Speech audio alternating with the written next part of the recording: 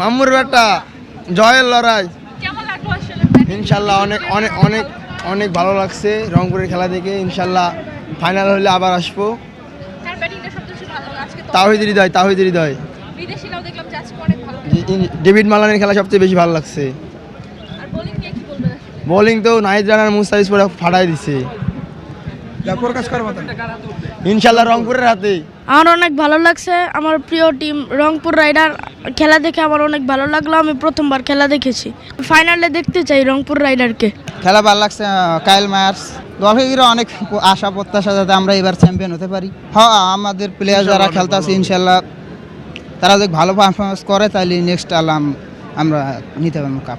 Gold's Gym across 30 plus countries. With over 700 plus locations worldwide. Train anywhere, belong everywhere. ভাই আমার বাসাও কিন্তু রংপুরে, কিন্তু আমি সাব্বিরের জন্য মূলত আমি ঢাকা সাপোর্ট করি। তো সাব্বিরের খেলা দেখার জন্য আমার আশা। তো এখানে এসে মানে রংপুর জিতছে, এটাতে অনেক আনন্দিত আমি।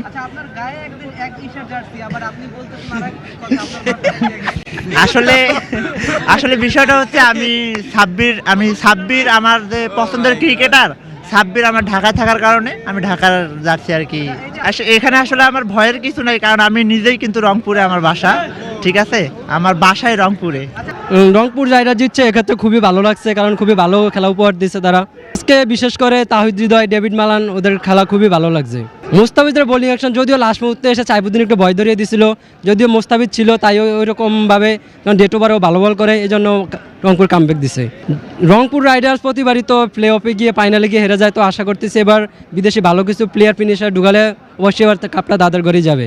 রংপুর রাইডার জন্য বলতে গেলে তারা জন্য বিদেশি কিছু ভালো ফিনিশার আনে, যেমন নিকোলাস পুরান অথবা বর্তমানে সেরা হাডিটা টিম ডেভিড, ওদের মতো যদি একটা প্লেয়ার আনে তো এবার ইজিলি কাপটা নিতে পারবে।